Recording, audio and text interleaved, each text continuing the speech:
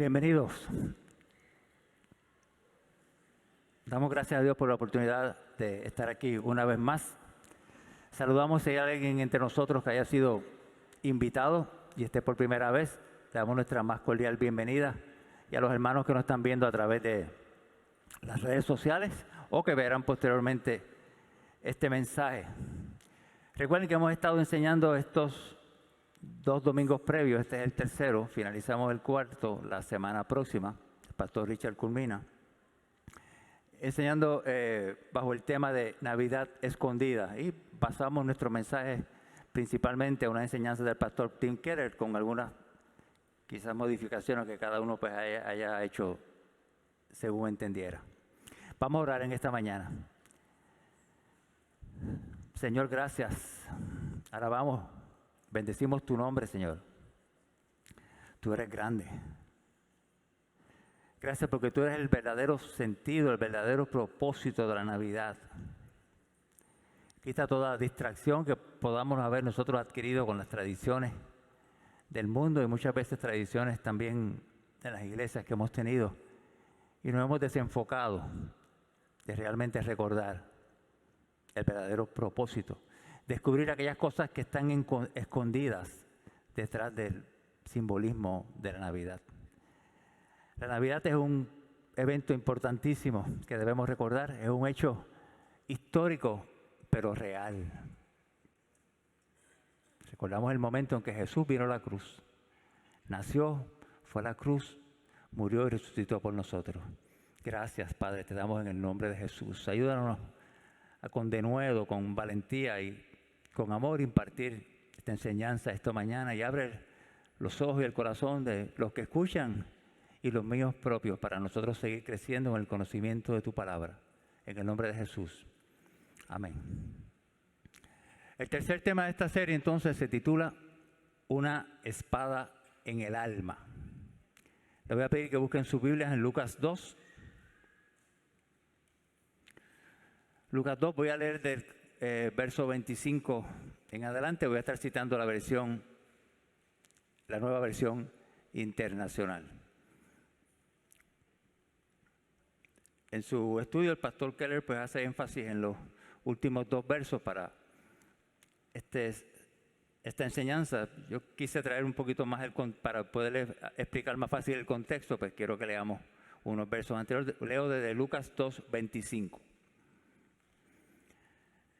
Ahora bien, en Jerusalén había un hombre llamado Simeón, que era justo y devoto, y aguardaba con esperanza la redención de Israel.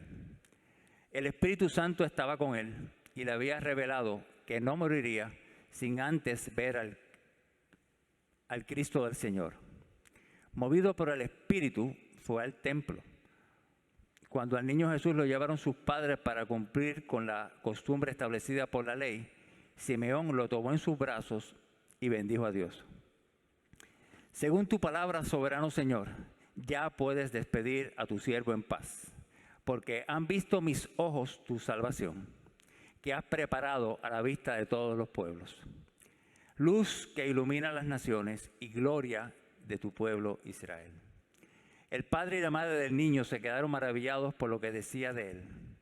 Simeón le dio su bendición y le dijo a María, la madre de Jesús: este niño está destinado a causar la caída y el levantamiento de muchos en Israel y a crear mucha oposición, a fin de que se manifiesten las intenciones de nuestros corazones. En cuanto a ti, una espada te atravesará el alma. Es la costumbre en las iglesias cristianas, como las personas que no son cristianos, asociar y celebrar la Navidad pues con luces, con canciones, con gozo, expresiones de que le desean a uno paz. Y eso está bien, no está del todo mal. Pero la Navidad es mucho más que eso. La Navidad tiene mucho más implicaciones. Porque realmente no puede haber gozo y paz en la celebración de las fiestas si realmente nosotros no estamos claros de lo que estamos celebrando, que estamos recordando a Jesucristo el Señor. Sí hay luces en las Navidades, pero como mencionara el pastor Richard en el primer sermón de esta serie, hay una luz y esa luz es el Señor Jesucristo. Jesucristo que vino a alumbrar, a mostrar, como vamos a mencionar hoy también, las cosas que estaban incorrectas y el pueblo pues les rechazó. Jesús vino a eso, a salvar y a sanar lo que estaba perdido. Y muchas veces eso trae oposición, como leímos en el verso y vamos a mencionar. Y esa oposición, esa resistencia muchas veces causa dolor aquí en nuestros corazones. Pero es importante que sepamos que para nosotros poder lograr unas cosas y tener una paz posteriormente en aspectos de nuestra vida, tenemos que primero enfrentar unas áreas con las cuales tengamos que trabajar. Tenemos que experimentar dolor para que después venga esa sanidad. Imagínense este cuadro. Hay una persona que tiene una infección en su cuerpo, un absceso. ¿Saben lo que es un absceso? Una infección grande. Si es un brazo o una pierna molesta. Si se acuerda cuando se sienta, pues le molesta más todavía, ¿verdad? Y hay esa infección ahí que duele porque ese tejido ha crecido mucho.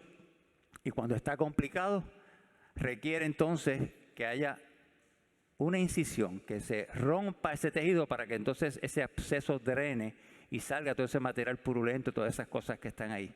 Y ese dolor que eso puede producir en un momento, posteriormente va a traer alivio, va a traer sanidad, va a traer paz, porque ese dolor ya no va a estar. Es lo mismo que una persona que a veces se cayó. Si viajaron ahora a algún sitio de los Estados Unidos donde hay nieve, alguien puede reparar y fracturarse uno de los huesos de aquí, que es una fractura bastante común. Y le hacen una radiografía y la fractura se ve que los huesos están desplazados, están fuera de sitio. La persona le dan medicinas para el dolor, pero le dicen, tenemos que alinear, tenemos que ajustar, tenemos que reducir, es el término que se utiliza, esa fractura.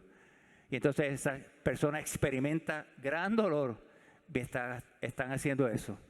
Pero ese dolor va a traer después menos dolor, va a seguir mejorando y va a traer paz. Y lo mismo sucede con las cosas de nuestra vida espiritual. Tenemos que exponernos a áreas con las cuales el Señor nos va a enfrentar por su palabra y nosotros trabajar con ellas. Y muchas de esas cosas nos van a doler, como vamos a ver en esta mañana.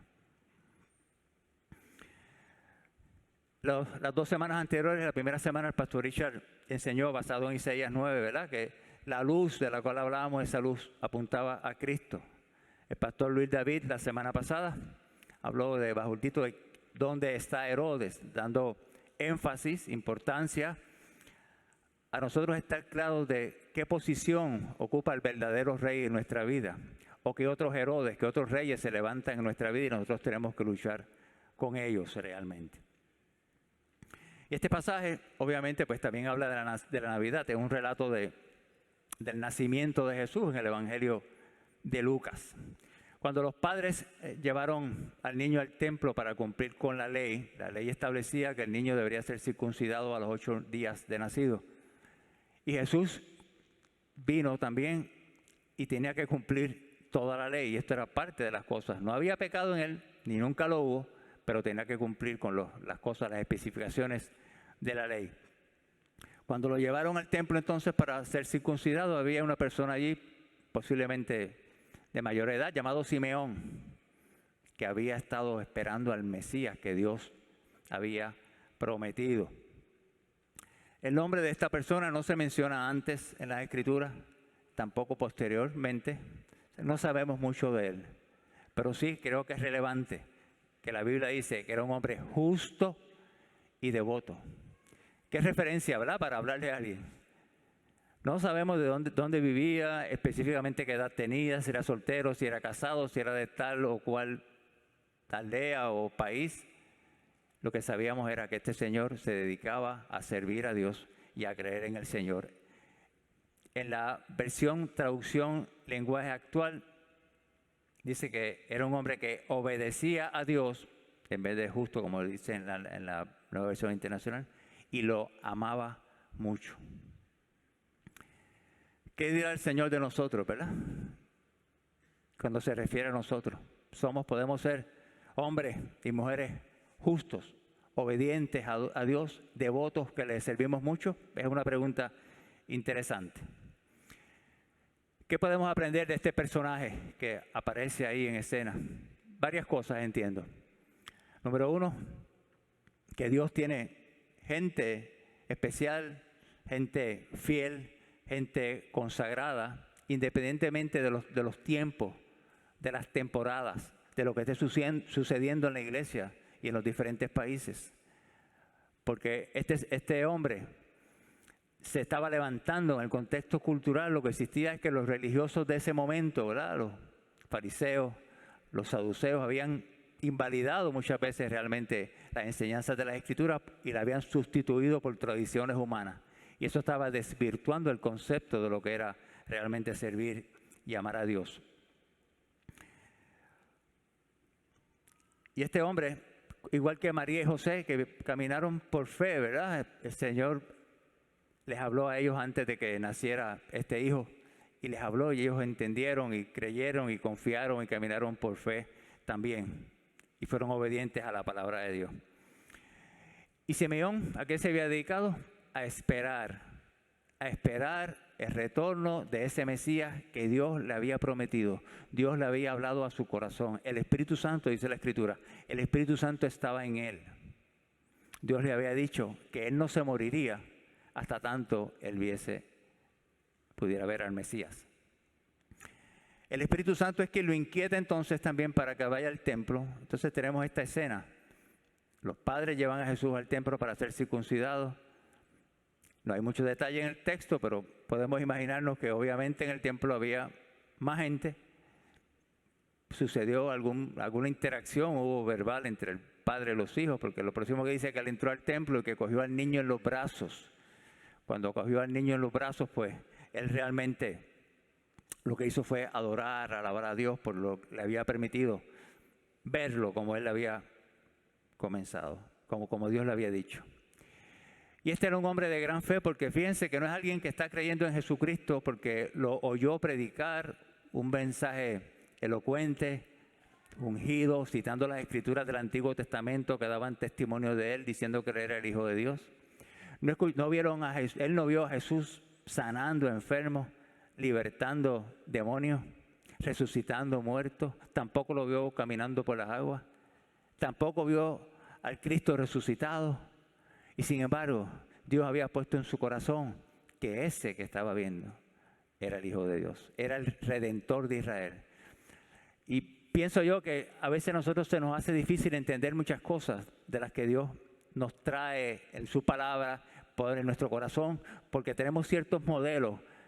Creemos que si Dios me dice, no te vas a morir hasta ver al Mesías, pues quizás él estaba pudo haber estado con una idea incorrecta de entonces ver a un Jesús adulto cuando está allá en su ministerio, como les mencionaba ahorita. No, él creyó que ese niño, que ese bebé realmente era el Hijo de Dios y era el Redentor que Dios habría de enviar. Por eso digo que es un hombre de gran fe.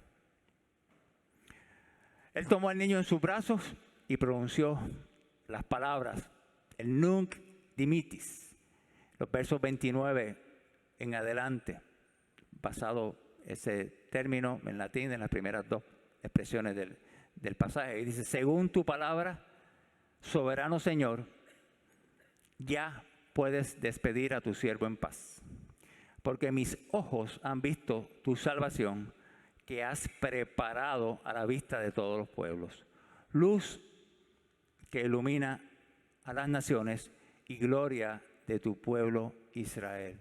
Y comienza, ese es un himno, es un salmo, es un cántico de los varios que aparecen en el Nuevo Testamento, él adorando y dando gracias al Señor. Y él está hablando entonces diciendo que ese Jesús que vendría a ser la consolación que Dios había prometido, es también la luz. La luz no solamente para Israel, sino también para los gentiles, entiéndase, para los creyentes, para los que Dios había señalado, como para los que no eran del pueblo escogido por Dios, que posteriormente también se iba a salvar. Y esa luz expone, cuando estamos en un lugar oscuro, si apagamos este recinto, este lugar donde estamos ahora, la luz solamente se enfoca en un área, entonces la luz expone lo que está alumbrando. Y así vino Jesucristo a exponer, a alumbrar el corazón de nosotros. Pero esa exposición realmente de la condición del corazón trae oposición, porque uno evita, no quiere que Dios ni Dios mismo escudriñe lo que está aquí dentro de nuestro corazón y no lo dejamos que intervenga ahí. Así que esa luz trae exposición y esa exposición trae oposición. Y esa oposición puede ser verbal, ¿verdad? Puede ser que a uno lo rechacen por razón del Evangelio, puede ser que lo critiquen, que lo juzguen, pero también hemos visto que hay manifestaciones físicas de abuso, tortura, como les he mencionado otras veces. Hay gente que están siendo torturados hoy posiblemente por causa del Evangelio y otros han dado su vida. Así que esa exposición de la luz trae oposición, trae resistencia. Y interesante, mencionábamos ahorita que asociamos la época de la Navidad con paz. Y este verso que les voy a leer no es que esté opuesto a lo que leímos ahora en el Evangelio de Lucas, pero Jesús dijo en Mateo 10:34,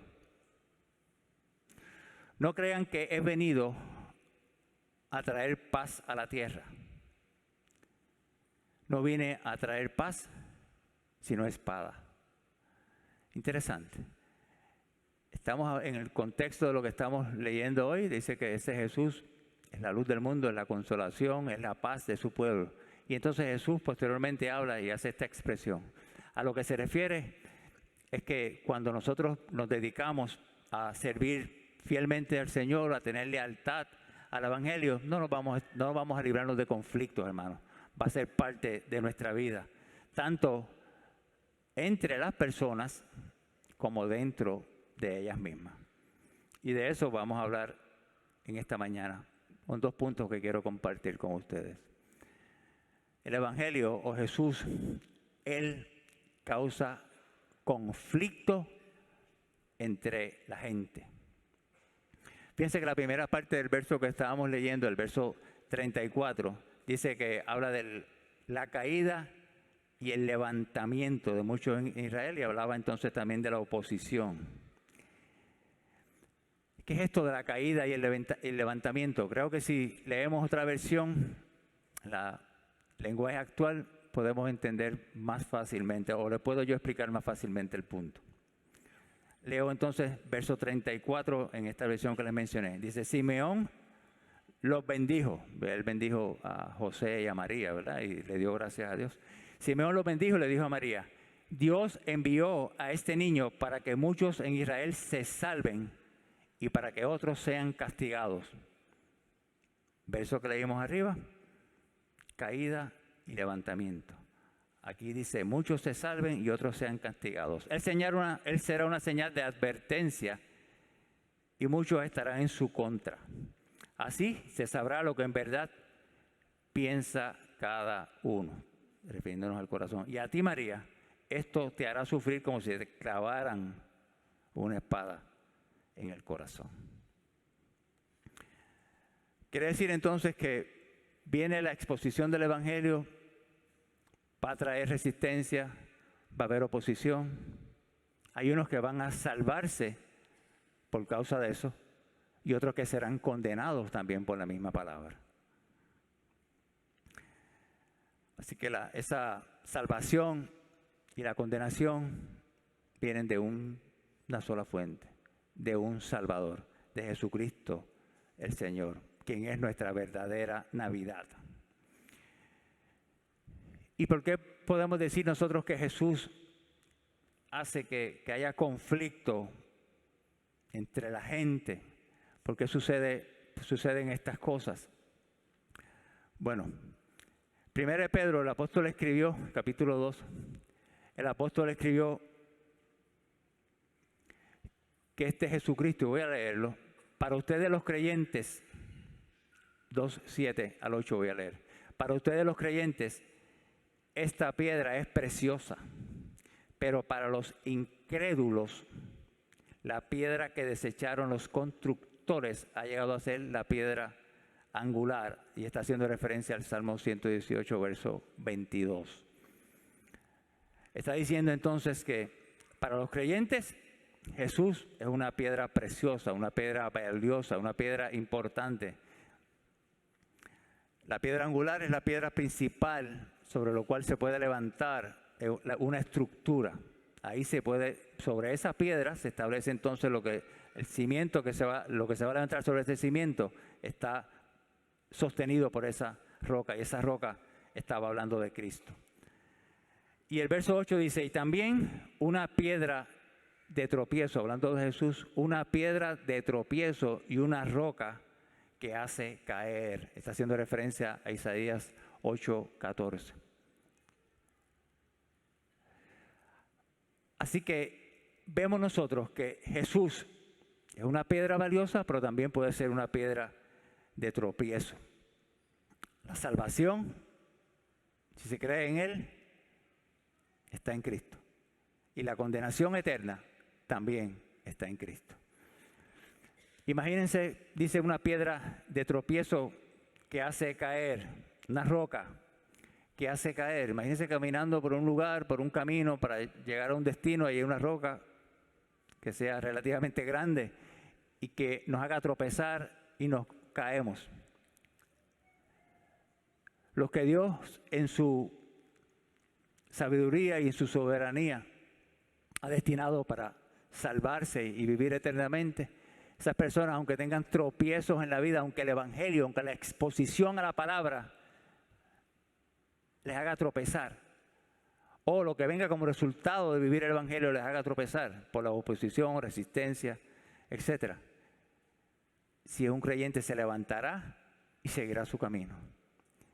Pero si es un incrédulo, alguien que no ha creído en el Señor Jesucristo, alguien que sigue posponiendo las cosas para hacerlas otro día, entonces posiblemente no sigue el camino, abandona el camino y coge otra ruta.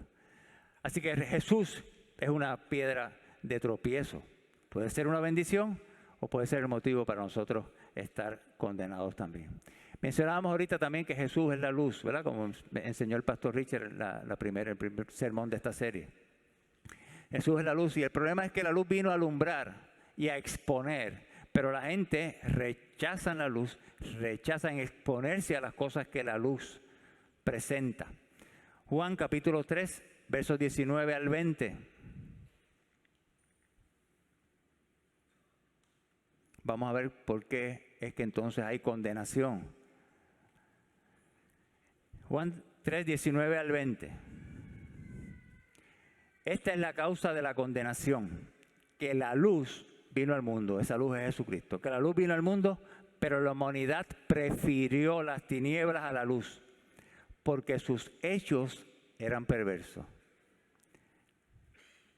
La humanidad prefirió seguir viviendo en pecado, en oscuridad, en tinieblas, que recibir la luz del evangelio, porque hacían cosas incorrectas y no querían, no solamente que no se expusiera su corazón, sino que tampoco querían hacer cambios radicales en su vida. Verso 20 dice, pues todo el que hace lo malo aborrece la luz y no se acerca a ella por temor a que sus obras queden al descubierto. ¿Qué hacemos nosotros cuando nos exponemos a la luz del evangelio, a la palabra de Dios? ¿Le permitimos que alumbre nuestro corazón? ¿Le permitimos que muestre aquellas áreas con las cuales tenemos que trabajar? ¿Cedemos al señorío de Jesucristo o seguimos batallando y resistiendo contra Él porque pensamos que por nosotros, por nuestros propios méritos, nuestras propias fuerzas, podemos hacer muchas cosas? Pero Jesús no solamente es una roca de tropiezo, Jesús no solamente es la luz, sino que recuerden que Jesús es la palabra, el verbo hecho carne. Hebreos 4, verso 12, habla de esto, de qué es la palabra, qué características tiene la palabra. Hebreos 4:12, ciertamente la palabra de Dios es viva y poderosa, y más cortante que cualquier espada de dos filos, que penetra hasta lo más profundo, hasta los huesos, dice, hasta lo más profundo de nuestro espíritu, de nuestra alma, y juzga o discierne, juzga los pensamientos y las intenciones del corazón. Por eso que el Evangelio nos confronta, hermano, porque va más allá, va adentro, va a descubrir, a revelar lo que realmente hay ahí. Porque podemos tener nosotros nuestras tradiciones religiosas, nuestras costumbres, nuestras formas de hacer las cosas, pero tenemos que examinar si tenemos la motivación correcta. Porque aún podemos estar haciendo buenas cosas, buenas obras, pero si las motivaciones no son las correctas, eso no agrada a Dios. Muchas veces también lo que sucede es que decimos que estamos haciendo cosas para alabar a Dios y para glorificar a Dios, pero la gloria la estoy tratando de captar yo para mí mismo, en vez de darle la gloria a Dios. Así que la palabra de Jesús nos confronta por todas esas razones que mencioné. Jesús mismo tuvo problemas con la gente. Jesús vino al mundo, a lo suyo vino, a la humanidad vino, y los suyos, hablando del pueblo de Israel, no le recibieron. Lo criticaron los religiosos de su época, la gente lo rechazaron. Jesús mismo tampoco fue recibido. Tuvo conflicto por causa del mensaje que estaba diciendo. Él estaba confrontando a los religiosos de la época, él estaba confrontando continuamente con su palabra. Y ese lenguaje muchas veces era ofensivo para las personas. Hipócritas. Sepulcros blanqueados, como que se ven bien por fuera, pero por dentro está mal el corazón. Ese es el Evangelio, esa es la palabra, y es fuerte. Y nosotros muchas veces ponemos oposición, resistencia, no nos gusta, nos duele. Pero recuerden, hermanos, tenemos que experimentar dolor aquí adentro en nuestro corazón para que Dios pueda trabajar con unas áreas y nosotros posteriormente tener paz. Amén. Y esto de tener conflicto por causa del Evangelio no es algo nuevo. Jesús, cuando comisionó, envió a sus primeros 12 discípulos, les dijo: por causa de mi nombre, todo el mundo los odiará, pero el que se mantenga firme hasta el fin, será salvo. Mateo 10:22. Por causa de mi nombre, por causa de Jesús, por causa del Evangelio, dice que todo el mundo te va a odiar. Así que no te sientas malo, no te sientas raro cuando la gente te rechace, cuando la gente te critique por causa del Evangelio. Porque Jesús había dicho que esas cosas iban a pasar con nosotros. La iglesia del primer siglo también tuvo conflictos, también tuvo problemas con los de su época. En el contexto de la vida de los romanos había muchos ídolos, era una sociedad politeísta, muchos dioses, tenían dioses para cada cosa. En los eventos sociales había unos dioses que había que alabar. En diferentes, las cosas de su gobierno que tenían también. El emperador tenía que recibir culto. Y obviamente entonces los cristianos eran diferentes a estas personas. Eran diferentes porque ellos creían en un solo Dios y alababan a un solo Dios. Podemos recordar el Antiguo Testamento, ¿verdad? Daniel y sus amigos como tampoco quisieron ceder ante la cultura babilónica y la presión que eso les ponía.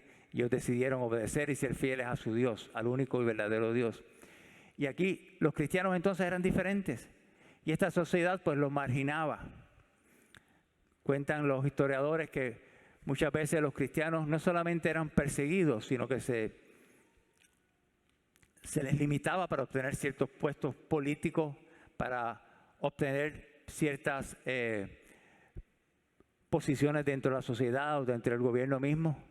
Mucha gente de estas fueron perseguidos y a algunos pues les costó la vida el ser diferentes y hablar diferentes. ¿Por qué? Porque ellos se ofendían, porque los cristianos entonces no hacían las cosas como ellos entendían que había que hacerlas, porque no alababan a los dioses de ellos, sino que alababan a un solo Dios. Y eso va a traer resistencia, eso va a traer oposición, eso va a ser motivo de crítica. Pero eso, hermanos, es el Evangelio. De eso no nos vamos nosotros a librar. ¿Y qué cree usted? Los cristianos de este momento, ¿tenemos oposición? intolerantes, nos llaman retrógrados. Hay otra palabra que tiene que ver con la religión también, que somos nosotros en los extremos, fanáticos es una. Y realmente el mensaje es que no podemos ser iguales que la sociedad en la cual usted y yo vivimos, pero eso nos va a costar, hermano. No podemos nosotros tener la misma celebración o el mismo sentido de lo que es la Navidad que lo que tiene la gente del mundo. Porque celebrar Navidad, y ya muchas veces ustedes han escuchado que no les gusta a algunos ni decir la palabra Navidad, ¿verdad? Felices Pascuas, felices fiestas, en vez de decir feliz Navidad, porque no quieren recordar el concepto de lo que realmente es la Navidad, el nacimiento del Señor Jesucristo. Pero nosotros vamos a tener también oposición cuando vivamos diferente. Y eso no lo digo para que nosotros nos creamos que somos mejores que nadie, mejores que otras personas. Es para que sepamos que la resistencia y los conflictos por causa de tus creencias cristianas van a venir. Eso está escrito. Pero tenemos que ver si nosotros vamos a ser unos cristianos de estos que la gente ni sabe que somos creyentes. Porque en el trabajo o en otros foros donde nos movemos, somos iguales que los demás muchas veces. Nos reímos de los mismos, vamos a decir las palabras bonitas, de los mismos chistes de doble sentido. Nos reímos cuando se critica, se señala a alguien, cuando nos burlamos de otros. Somos partícipes muchas veces de los chismes, de las murmuraciones. No podemos ser así, hermano. Ese no es el Evangelio. Tenemos que ser y que ellos vean con nuestra vida que somos diferentes. Pero se van a burlar de ti, te van a perseguir. A mí me ha pasado en mi trabajo muchas veces, pero hacemos lo que tenemos que seguir haciendo realmente. Pero también los cristianos, por causa del Evangelio, muchas veces tienen problemas en los trabajos, porque les piden cosas, que hagan cosas que no son correctas, que violen la ley. Y conozco de unos que no lo han hecho, que están aquí, en otro mensaje lo mencioné. Y nos va a costar, porque muchas veces posiciones a las cuales podemos ascender en nuestro trabajo, si es el caso, ¿verdad? O en otro lugar, posiblemente no llegan por causa de nuestras convicciones cristianas. Eso te duele, nos duele, pensamos que no es justo, pero no podemos nosotros echar a un lado nuestra convicción cristiana y vivir el Evangelio como Dios establece que lo hagamos por querer tener unas cosas o unas ganancias secundarias. Amén. A veces algunas personas, simplemente por el hecho de convertirse al Evangelio, son rechazados. Mi esposa, Ana Gloria, había crecido en una familia de tradición religiosa católica, ¿verdad? A su forma, como vemos muchos en esta sociedad. Y cuando Dios utilizó una persona en la universidad, que no fui yo, para que ella recibiera el Evangelio, le costó. Le comentaron que cómo era posible que ella se convirtiera al Evangelio cuando realmente su familia era católica. ¿Y qué iban a pensar los demás? ¿Cómo se iba a sentir la familia? Y ese ejemplo lo podemos ver en diferentes casos, en muchos casos posiblemente. Pero solamente por el hecho de no haberse convertido, las personas entonces empiezan a sacar a uno. Hay oposición, hay resistencia, porque entonces comenzamos a vivir diferente. La forma de nuestro comportarnos es diferente. Así que no se enoje cuando gente le critique, le señale, se oponga a usted por causa del Evangelio, porque es algo que realmente sabemos que va a suceder. Muchas veces la forma de como nosotros vivamos va a exponer también la forma incorrecta que estas otras personas tienen de vivir, y eso les va a doler a ellos también, y te van a señalar. Y al señalarte, te vas a sentir triste, te puedes sentir herido. Pero el Evangelio muchas veces va a hacer entonces que haya esa resistencia, esa oposición en nosotros.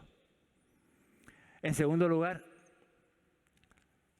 no solamente Jesús, no solamente Él causa conflicto entre la gente o con la gente, sino que Él causa conflicto en la gente, dentro de nosotros. La segunda parte del verso 35,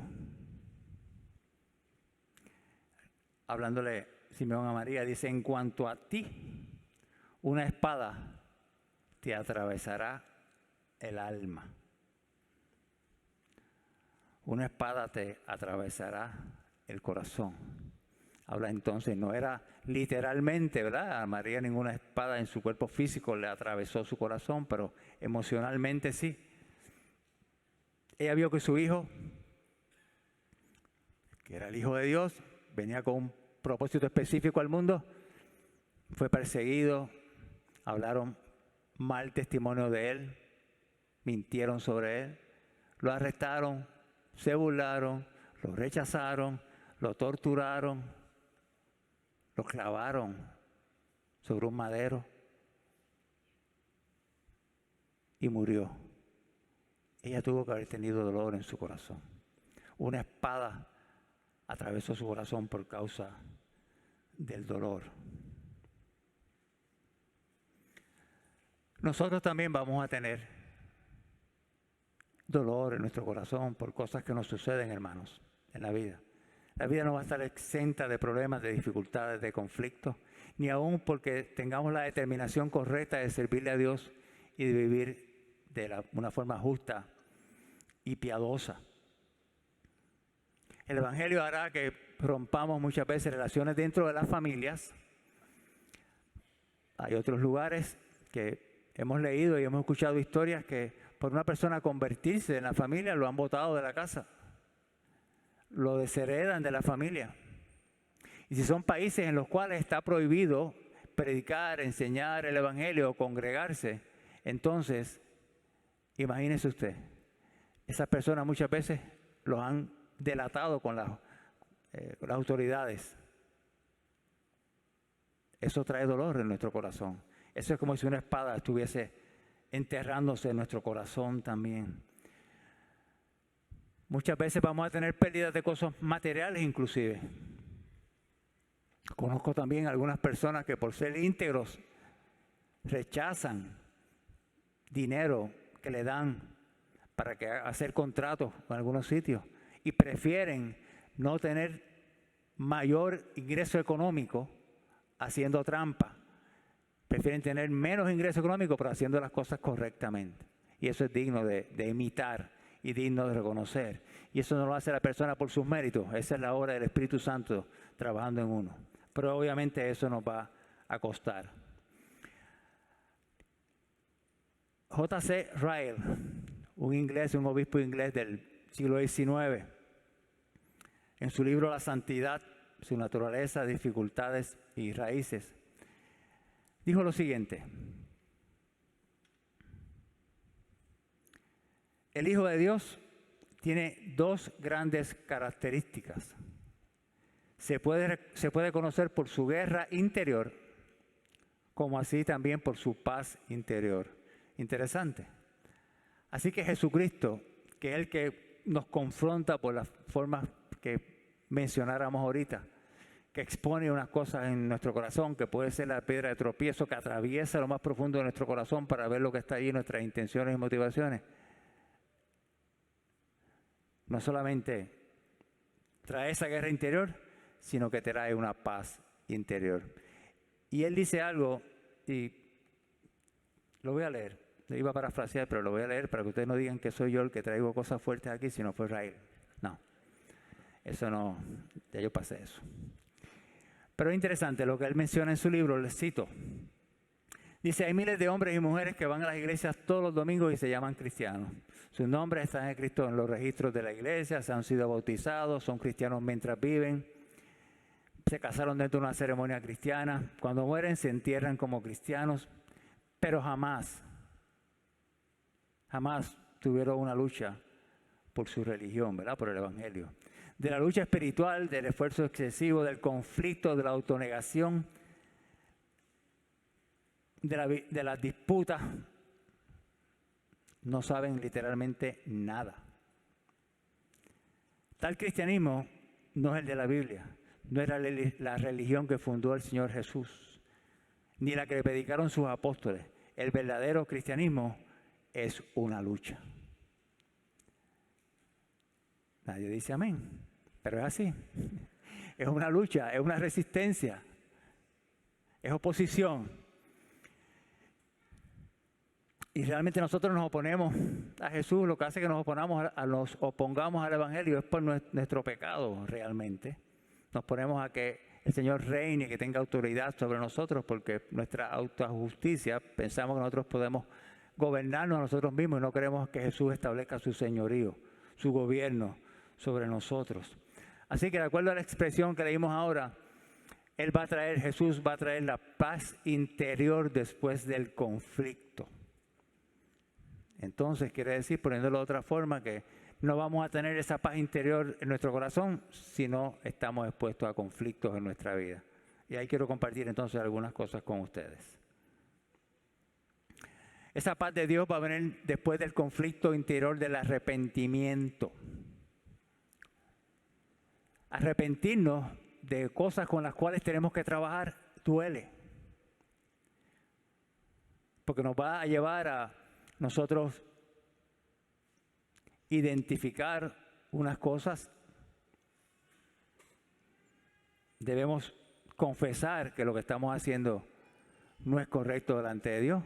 Pero no solamente es suficiente con la confesión, sino apartarnos del pecado, apartarnos de lo que nosotros estamos haciendo. Y arrepentirnos duele. Duele porque eso ataca nuestro orgullo ahí también, ¿verdad? Es como si tuviéramos también una herida, que alguien se cayó. Yo no sé por qué yo cito tantas cosas del cuerpo, ¿verdad? Pero he visto algunas cosas de esas. Como si alguien se cayó, una vez yo me caí corriendo bicicleta, todavía tengo la imagen aquí. Y cuando uno se cae en la calle o en una superficie de cemento, que hay polvo y hay arena, entonces hay una abrasión, la piel se pierde ahí, la herida roja llena de piedras, de arena, y eso hay que limpiarlo, y eso duele. Y así mismo es el arrepentimiento. Viene, el Espíritu Santo nos trae convicción de pecado para que nosotros arrepintamos y trabajemos con esas cosas, y eso nos va a traer dolor. Pero ese dolor que tengamos, después que hay la limpieza, va a haber ese proceso de sanidad y va a haber entonces paz interior en nosotros. A veces no estamos claros los creyentes por qué tenemos episodios cortos o de mayor extensión, de ansiedad, de depresión, irritabilidad, y no sabemos lo que sucede. Muchas veces estamos claros que son áreas que tenemos que nosotros trabajar. Muchas veces puede ser que tengamos pecados sin confesar. Otras veces puede ser nuestro orgullo. Nos creemos mejor que los demás. Somos superiores a los otros. Y eso nos consume. Eso no nos deja vivir. Eso no nos trae paz. Así que cuando no tengamos paz en nuestro corazón, investiguemos qué está pasando. El Evangelio viene, la palabra viene, nos confronta, nos alumbra para que nosotros podamos trabajar con nuestro corazón. La paz de Dios, en segundo lugar, viene después del conflicto, lo que nos cuesta a nosotros someternos al Señor. Someternos al Señor, que realmente Él sea el Rey. A veces no estoy hablando de usted ahora, voy a hablar de mí. A veces me siento mal cuando cantamos unas letras que decimos o digo que el Señor es el que reina, el que gobierna. No sé en su vida. El Señor no gobierna todas las áreas de mi vida. Hay áreas en las que yo quiero todavía tratar de seguir controlándome y no me cedo completamente. Y eso no es correcto, es una lucha que tenemos de todos los días. Pero hay esa lucha en que nosotros podamos someternos realmente al Señor. Romanos capítulo 6 habla de la lucha que nosotros tenemos con la vieja criatura, con el viejo hombre. Esa lucha, y después el capítulo 7, ¿verdad? El apóstol Pablo escribe de la lucha que tenemos, las cosas que no queremos hacer, esas son las que hacemos, y las que tenemos que hacer no las hacemos, etc. Pero aquí en el capítulo 6 está hablando realmente de esa lucha que tiene, de que nosotros no estamos claros y no identificamos que nosotros hemos muerto y resucitado con Cristo. Hay pecados, hay ataduras, hay luchas, hermanos, con las cuales usted y yo vamos a tener. Mi humanidad, mi carne, mi naturaleza no quiere renunciar a eso. Y a veces ni puedo y otras veces no quiero arrepentirme. Pero gloria a Dios por el Espíritu Santo. Gloria a Dios por la verdadera Navidad. Gloria a Dios por Jesús, que examina lo más profundo de nuestro corazón y nos da salvación, vida eterna y libertad de esas cosas con las cuales nosotros estamos luchando.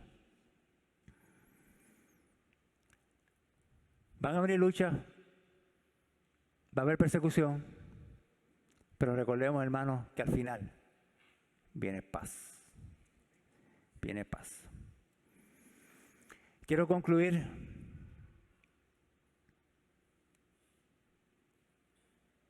repasando algunas cosas de las que mencionamos. Simeón, en este contexto de Lucas 2 que hablamos, dijo que Cristo vino a traer conflicto, a traer espada.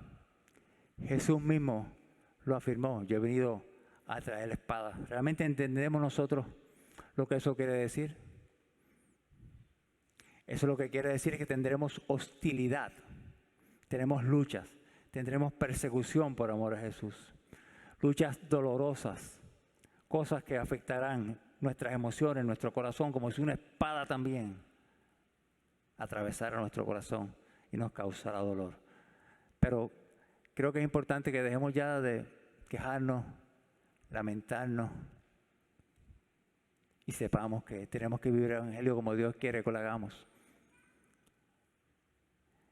Que sepamos que tenemos que estar listos para el sufrimiento por causa del Evangelio, porque de eso no nos despinta nadie. Va a haber causa. Y creo que es importante que nos preguntemos, si usted no ha tenido ni tiene persecución, crítica, oposición por causa del Evangelio, hay algunas preguntas que quiero hacerle. ¿Qué clase de Evangelio estás viviendo? ¿O qué clase de creyente eres? Porque cuando vivimos el Evangelio, cuando somos creyentes realmente nacidos de nuevo, entonces va a haber persecución. ¿Correcto? ¿Qué clase de Evangelio estamos viviendo? Si vivimos el verdadero Evangelio, hermanos, no es el infierno el que viene a perseguirte. Dios ha dicho que a través de su palabra que vamos a tener esa oposición, esa resistencia. Pero como decía, el resultado final de ese conflicto va a ser gozo y va a ser paz. El mensaje que podemos leer en este capítulo es que los cristianos debemos estar listos para recibir oposición, rechazo, dolor, problemas por causa del Evangelio. Cristo los padeció y nosotros no queremos pasar por esas cosas. Pero debemos esperar el conflicto, como saber que es una forma que al final tendremos paz. ¿Cómo podemos tener algunas aplicaciones prácticas de este mensaje? ¿Cómo podemos tener la determinación correcta para atravesar las pruebas y las dificultades? Solo mirando a la cruz, mirando a Jesús, imitar a Jesús, reflejar con nuestra vida que realmente hemos conocido a Jesús. ¿Qué hizo Jesús cuando fue a la cruz? Tomó tu lugar, tomó mi lugar, pagó el precio por nuestro pecado. El justo por los injustos. Jesús allí, dice también Evangelio de San Juan, verso 19-34, Jesús en la cruz, después que había entregado su espíritu, una espada atravesó su costado. Una espada atravesó su costado. Quiere decir que Cristo pagó en la cruz, hermano, y su corazón, su pecho también fue atravesado por una espada como estas espadas que nosotros estamos hablando ahora. Por más que usted crea que ha tenido persecución, rechazo, resistencia, burlas por causa del Evangelio, ni las cosas que usted está pasando, ni ha pasado, ni las mías, ni las de todos juntos, es mayor que lo que sufrió Jesús por nosotros, por amor a nosotros. Todo el pecado, el castigo del pecado, la ira de Dios cayó sobre él. Cuando lo arrestaron, se sintió solo, todos lo dejaron, dice en los evangelios. Se sintió solo. En la cruz, allí también, la ira, de la copa de la ira, del pago del pecado, estuvo sobre él y se sintió entonces solo en ese momento allí. Pero realmente debemos recordar que Cristo no solamente se ofreció como un sacrificio único de una vez y para siempre por usted y por mí, sino que resucitó y está a la diestra de Dios intercediendo por nosotros. Y quiere decir entonces que en nuestras dificultades, en nuestros problemas, en la oposición que tengamos, cuando tengamos sufrimientos que vienen a la vida que a veces no entendemos y no nos gustan, obviamente, no estamos solos. Cristo está con nosotros. Su Espíritu Santo está viviendo aquí delante de nosotros. Él está como un abogado intercediendo delante de nosotros allá. Simeón reconoció delante de los padres de ese Jesús, y por si acaso alguna persona que nos vea por la internet, el niñito Jesús a veces es motivo de adoración. No adoramos a Jesús, ese Jesús no fue el Salvador, ese era obviamente el Hijo de Dios que creció y fue a la cruz por nosotros, pero a veces las tradiciones religiosas de este país y de otros que están no tan distantes de nosotros, pues hay esa confusión. Pero es interesante el hecho de que Él está diciendo lo que iba a ser Jesús, que iba a ser la consolación de Israel, le dice, para ti una espada te atravesará el alma. Imagínense que hubiese dicho, no, la primera parte sí, que venga Jesús, pero que a mí no me afecte esto. Imagínese usted que Jesús no hubiese tenido la obediencia que tuvo cuando sabía que iba a ofrecerse en la cruz con el sufrimiento que tuvo. Y también él, por un momento, dijo, Señor, Padre, pasa de mí esta copa, pero hágase tu voluntad y no la mía. Y Él estuvo dispuesto a entregarse en sacrificio allí por nosotros. Pero si estas cosas no hubiesen sucedido, ¿dónde estaríamos nosotros? ¿Qué hubiese sido de ti? ¿Qué hubiese sido de mí? El Evangelio viene a alumbrarnos, a confrontarnos. Es una piedra de tropiezo para unos de salvación y para otros perdición. ¿Qué has elegido con tu vida? ¿Vas a servir al Señor o vas a rechazar al Señor? ¿Estás dispuesto a arrepentirte de tu pecado? Pedir perdón por tus pecados, apartarte de ellos y permitir al Señor Jesucristo que sea el que gobierne, el que reine en tu corazón. Porque solamente hay dos caminos. O vamos a estar delante de la presencia de Dios eternamente, o vamos a estar en condenación eterna en el infierno. Y si hasta hoy Dios te ha permitido llegar aquí, a pesar de nuestras faltas, de nuestras rebeliones, ha sido por su gracia. Y si aún no has tomado la decisión de querer rendir tu voluntad al Señor Jesucristo, este es tu día. Este es tu día. Si Dios te escogió para salvarte, puedes resistir, entre comillas, por cierto tiempo al Espíritu Santo.